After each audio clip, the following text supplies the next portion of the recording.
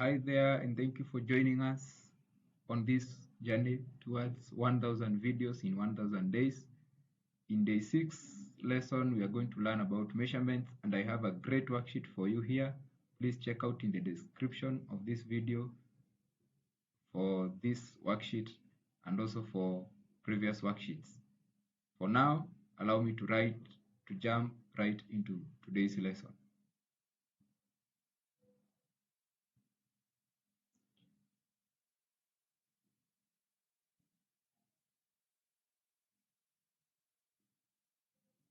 We are going to learn about derived quantities and dimensional analysis. Yesterday, we had looked at fundamental quantities or base quantities. We said there are 7 base quantities in physics, which are very important in measurements. And we looked at the units and dimensions. And today we are going to continue with dimensional analysis. Welcome, happy learning.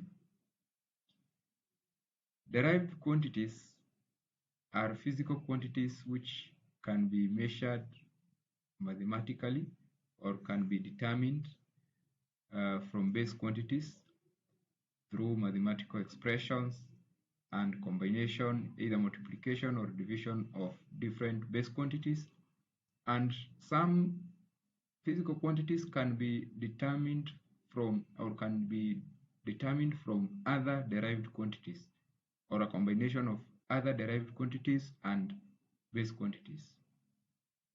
Examples of derived quantities are weight, speed, volume, energy, and power. These are derived from different base quantities, and some could also be derived from other derived quantities. For example, weight is equal to mass multiplied by acceleration due to gravity.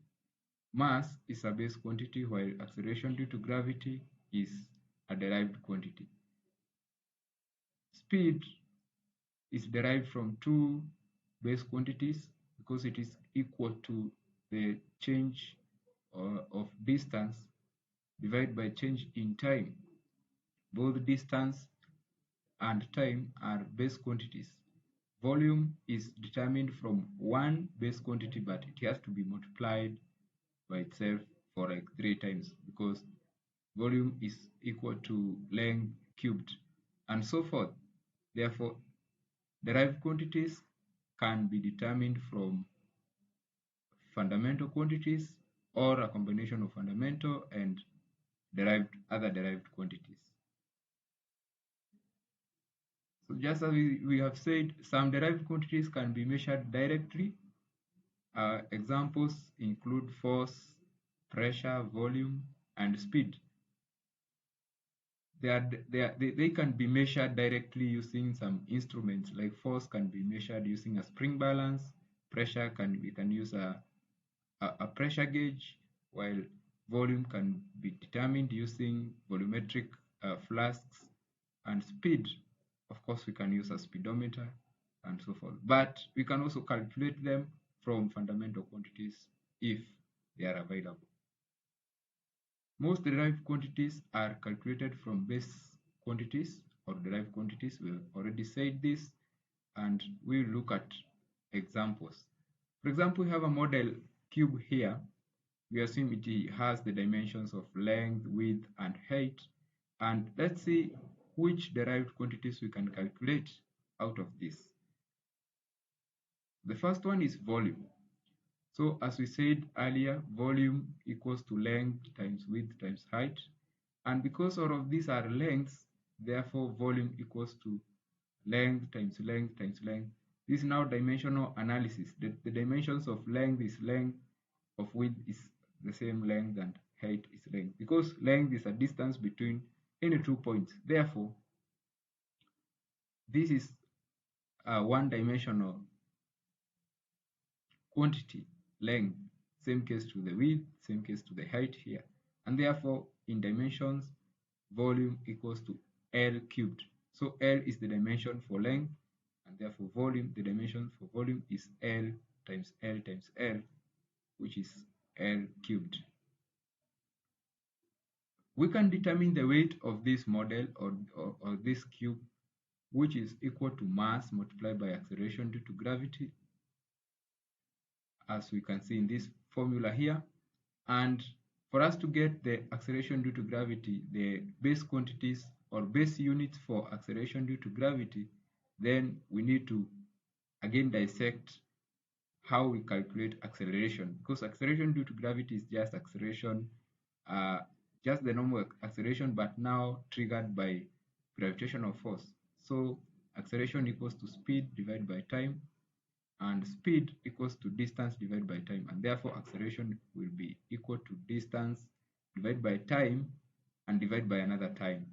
So in other words, distance divided by time, the first one, is equal to speed, and then we divide by time to get acceleration.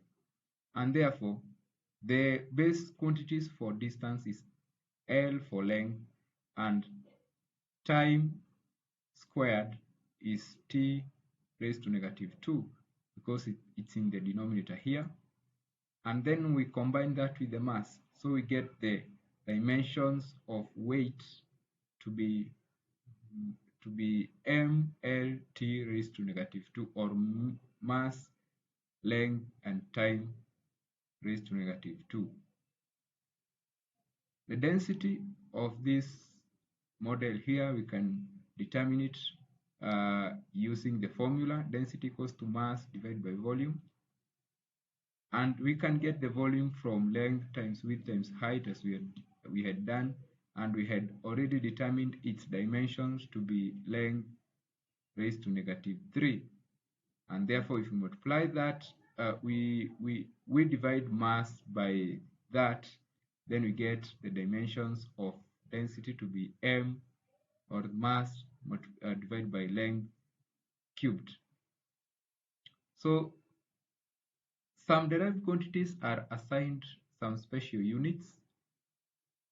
The special units are mostly in honor of some devoted scientists, something like that. For example, force is measured in newtons in honor of Sir Isaac Newton, who was a renowned classical, and pressure is measured in pascals, yet another physicist, and so many others. So these special quantities, have equivalent base quantities, which we will explore later. We can look at more special units for measuring some basic quantities, some derived quantities, sorry. For example, we have energy is measured in joule, also in honor of a scientist, and joule is equivalent to newtons multiplied by meters. So 1 joule equals to 1 newton multiplied by 1 meter. Basically, what we mean here is, if I have an apple weighing 1 newton, and then I raise it up by 1 meter, then I must require 1 joule of energy. Same case to power here is measured in watts, and this is the rate of change of energy, and therefore 1 watt is equal to 1 joule per second. Electric potential is measured in volts. 1 volt is equal to 1 watt per ampere.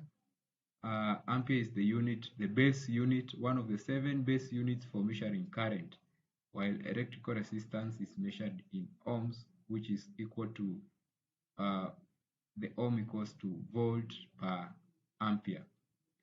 Now there's a question here.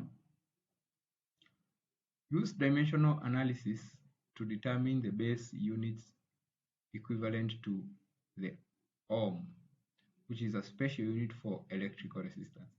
Note, you can pause this video and try, and then you unpause to see the solution. Now here is the solution. How we go about this is, we start with the formula for resistance, which we've seen. According to Ohm's law, R equals to V divided by I, or uh, the most common formula is V equals to IR. We rearrange that to get resistance, which is electric potential divided by current, and the units for resistance equals to the ohms. Now that electric potential, the unit is the volt, and then the unit for current is A, then we say ohm equals to V divided by A. Then electric potential equals to power divided by current. So why electric potential? It's because now we need also to understand the base units for the volt. Again, we land in yet another derived quantity, which is watt divided by ampere. Again, we have to go down and look at the equation for power. Power equals to energy divided by time, and therefore the watt equals to joule divided by second. And then we also have another problem because now the joule is also a derived quantity, the unit for energy. So we come down and look at energy. Energy equals to work done, uh, which is equal to force multiplied by distance, according to a law of thermodynamics. Energy equals to work done. So, and work done equals to force multiplied by distance, and therefore the joule equals to Newton meters. And from there, we can now determine, again, the force is a derived quantity and it's equal to mass multiplied by acceleration. As we had seen earlier, acceleration equals to meters per second squared, and therefore we can substitute that directly. We can go down another one step and say that acceleration equals to length divided by time again. So length divided by time squared. So when we get that, we substitute the Newton here, kilogram meter per second squared. We substitute it here in this equation to get the unit for joule, which is actually Newton multiplied by meter. So we multiply kilogram meter per second squared with meters. So what does that do in our new base units? So we get the meters now has been squared, and then we again substitute the value of the joule in this equation here. That means we take all this expression, we divide it by the second, and that is exactly what we have here. So the base unit for power is kilogram meter squared per second cubed. And then we move another step up.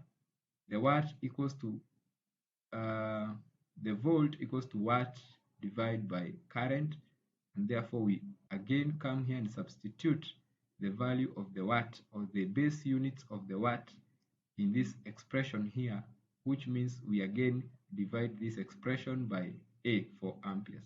So we get the expression for electric potential, that the volt is equivalent to kilogram meter squared per second cubed per ampere. Now the final step, we again divide by current once more so that we get resistance, and we see now that ohm equals to kilogram meter squared per second cubed per ampere squared. I hope we've learned something today, that in summary, derived quantities are determined by mathematical operations. Sorry, there's a typo here. Operations involving base quantities. As we have seen, you can do some mathematical operations to get derived quantities from base quantities. Derived quantities may be calculated from other derived quantities as well, not only from the base quantities. Dimensions represent measurable fundamental quantities, or as we saw, or as we've seen, that the dimensions are allocated to only the 7 base quantities which can only be determined by measuring directly. They cannot be calculated, unlike the derived quantities. So special units can be expressed in terms of base units. Yeah, we have already expressed electric resistance in terms of base units, which we've seen in the example above. And thank you for being with us to the end of this video, and we ask you to continue being with us and hit that subscribe button for more videos, and follow us at Science Tips so that you can get more content and more videos. Happy learning. Wish you all the best. Thank you so much.